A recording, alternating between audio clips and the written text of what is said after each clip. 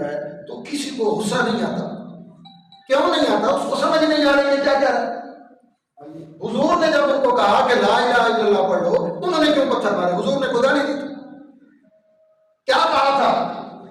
वो अहले लुगत थे, वो समझते थे कि ये जो इलाह का जिक्र किया जा रहा ना कि इलाह कोई नहीं, इलाह से पहले जो इसने ला लगा दिया है, इसका मतलब ये है कि अब न किसी को पुकारा जा सकता है, न किसी से मांगा जा सकता है, न किसी के सामने सर झुकाया जा सकता है। और इलाह के बाद इल्ला और इल्ला के बाद अगर बचाया है तो इसने तो सिर्फ अल्लाह को बचाया। ये 360 जो हमने रखे हुए हैं, ये काम क्या करें? वो समझ गए, मैं और आप समझे नहीं। हमने कहा ला इलाहा इल्लल्लाह और देख उठाई और दौलत शाह, ला इलाहा इल्लल्लाह और दूध आया तो हज यार यार देना, ला इलाहा इल्लल्लाह ये अगर ना देना तो मेरी मझ मर जाएगी। इस जुबान से ला इलाहा इल्लल्लाह भी कह रहा है और साथ में कह रहा है कि अल्लाह के अलावा वो भी करने वाला है। अगर ये देख मैं ना दे के आऊं तो मेरे घर में परेशानी आएगी, तो फिर ला इलाहा इल्लल्लाह रहेगा, ये देख और ये अकीदा है। वो समझते थे कि अगर ला इलाहा इल्लल्लाह कह दिया तो फिर बाकी बचा ही कुछ नहीं। इल्लाह के बाद है तो अल्लाह है, अल्लाह के अलावा कुछ भी नहीं। अब अल्लाह तबारक व तआला की जात के अलावा जब कोई नहीं बचा, कुछ नहीं बचा, तो इबादत किसकी हो सकती है? अल्लाह की हो सकती है। अब इबादत किसको कहते हैं, जो हमारा असल मफहूम है। अब असल बात यह है, ये दो चीजें आपस में मिली हुई है। इबादत और अल्लाह की जात ये आपस में मिली हुई है। अगर समझना है तो दोनों को समझना हो।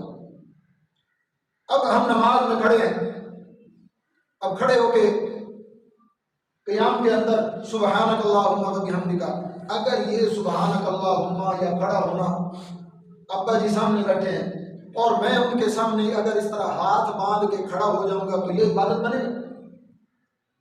अम्मा जी सामने बैठी हैं और मैं दो जानों हो के जिस तरह तशahहुद में बैठते हैं हाथ रख के बैठ जाऊं तो ये इबादत बनेगा? नहीं बनेगा। क्यों नहीं बन रहा? सूरत हाल तो वही है ना, हाथ भी रखे हुए हैं, हाथ भी बांधे हुए हैं, खड़ा भी हूं, अकीदा भी है, काबिल एहतराम भी है, बड़ा भी है, मेरा वालिद भी है, सब कुछ है। पहले अल्लाह ने तख्लीक किया ना, और ज़ाहिरी सबब क्या बना? मेरी वालिदा या वालिद। अब ज़ाहिरी सूरत ये है तो मैं इनके सामने अगर दुर्जानो होके बैठ गया तो ये इबादत नहीं बन रहा।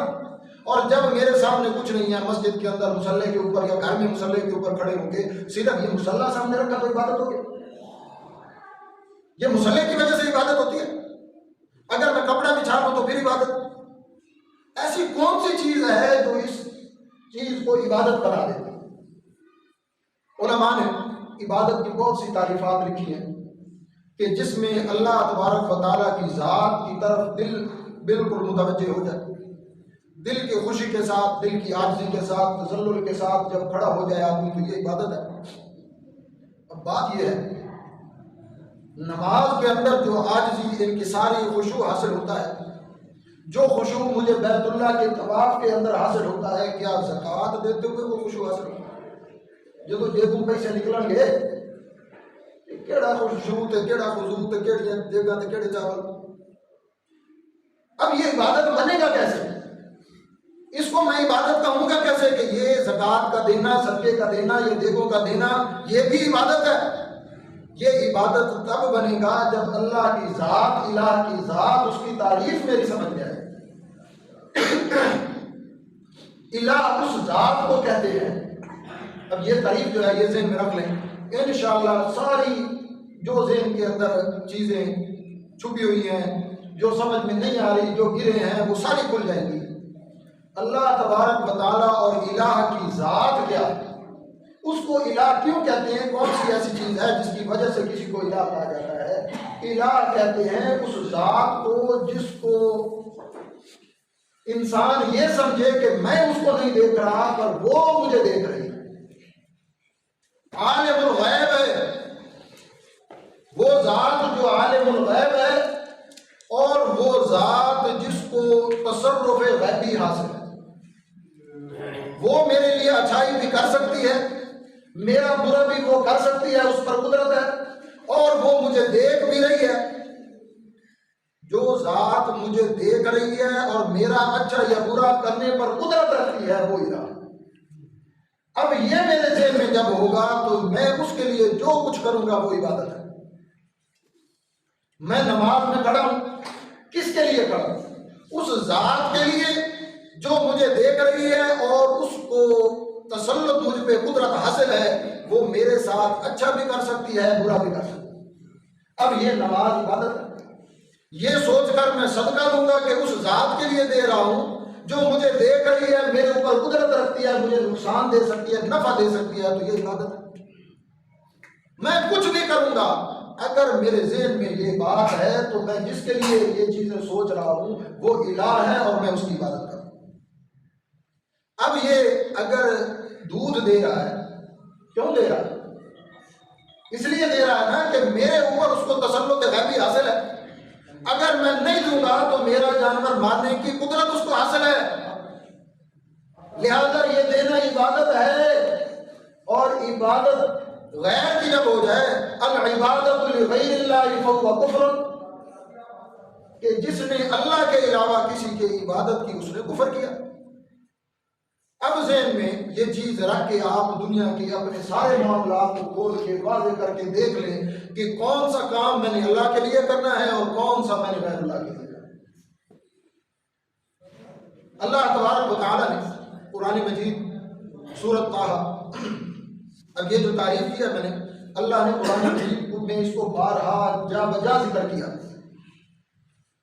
सूरत ताहा उसकी 6ठी आयत, और ये आयतुल कुर्सी तो हमें सबको आती है ना, बाकी अगर नहीं भी याद है तो अल्लाह ला इलाहा इल्ला हू, अल्लाह के लिए है जो कुछ है,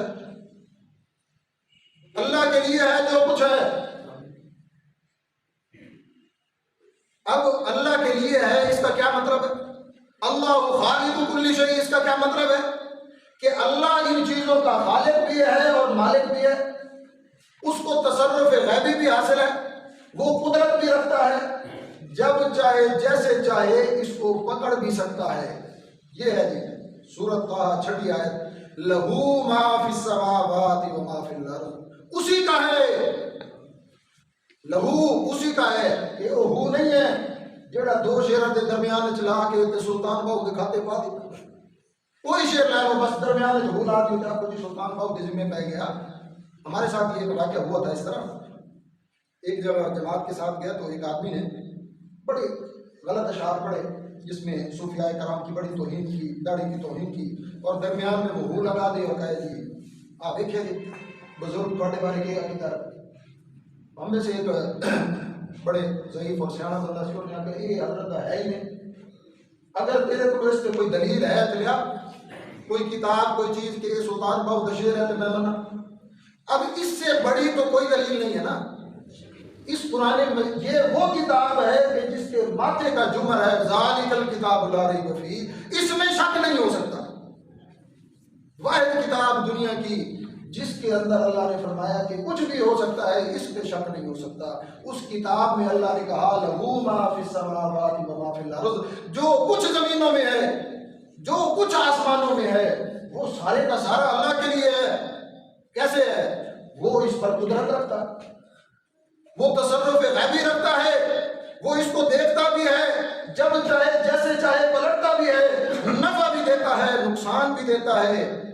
और फरमाया कि सिर्फ ये नहीं कि जमीन और आसमान वमा बैनहुमा, जो इन दोनों के दरमियान में है, वो भी अल्लाह के लिए है। सिर्फ यही कुछ नहीं, फरमाया वमा तहत सरा, जो इसके नीचे है वो भी अल्लाह का है। और फरमाया वह इन तजहर बिल कौल, अगर तू कलाम करता है, वो कलाम ऊंचा हो, वो धीमा हो, वह इन तजहर बिल कौल फइन्नहु यअलमु सिर्र व अख़फ़ा, वो ऐसी जात है तो ऊंचा कलाम करे वो उसको भी जानता है, अगर तू आहिस्ता कलाम करे उसको भी जानता है, और तेरे दिल में पैदा होने वाले ख्याल को भी जानता है। ये ख्याल जो अब पैदा हुआ, ये नहीं आज से 5 साल बाद जो ख्याल पैदा होगा, मेरा अल्लाह उसको भी जानता है। ये सब कुछ कहने के बाद अल्लाह तबारक व तआला क्या फरमाते हैं, अल्लाहु ला इलाहा इल्ला हु। अगर ये सब कुछ उसी का है, अगर सब कुछ उसी का है, तसर्रुफ गायबी उसी का है, कुदरत उसी को है, सब कुछ का इल्म उसको है, जमीन और आसमान में मौजूद सब कुछ उसी का है, तो फिर मानो ला इलाहा इल्लल्लाह, उसके अलावा इलाह भी कोई नहीं, उसके अलावा माबूद भी कोई नहीं, उसके अलावा नफ़े नुकसान का मालिक भी कोई नहीं, उसके अलावा तेरे कलाम को सुनने वाला भी कोई नहीं, उसके अलावा तेरे करीब भी कोई नहीं। इन्नल्लाह अला कुल्ली शैइन कदीर, वो तेरी शाहरग से करीब भी है। कौन है? वो मेरे अल्लाह की ज़ात है। उम्मीद है कि अल्लाह तबारक व तआला की तारीफ और इबादत की तारीफ समझ आ गई होगी। ये चीज़ें, ये बड़ी खूबसूरत किताब है। अगर मैं और आप इसको समझना और पढ़ना अगर समझ जाए, दिल में आ जाए, ऐसी खूबसूरत किताब कि अल्लाह ने कहा तुम बस पढ़ो, मैं तुम्हें फिर भी फायदा दूंगा। अगर तुम समझोगे फिर तो हीरे जवाहरात है ना, अगर ना समझो सीधे पढ़ो फिर भी फायदा। लेकिन फिर हमारे हजरात कहते हैं कि नहीं, अगर थोड़ी समझ चाहना कोई नहीं, कुरान दे ये जड़ा से तुम समझावांगे। या फिर बाद हम में से वो भी हैं जो कहते हैं हम स्टेज पर मिंबर रसूल पर बैठ के आपको हीर रांझा सुनाएंगे और आप सुने और उसी में राजी रहें। असल दुनिया और दुनिया के तमाम उमूर, तमाम अफ़ाल जो मुझे कभी भी हासिल हो सकते हैं, मुझे सरजद हो सकते हैं मुझसे, वो सारे के सारे उसका जवाब इस कुरान के अंदर, इस कलाम पाक के अंदर मौजूद है। सिर्फ अल्लाह तबारक व तआला मुझे आपको इसके समझने और इसके पढ़ने की तौफीक अता फरमाए। वमा अलैना इल्लल बलाग।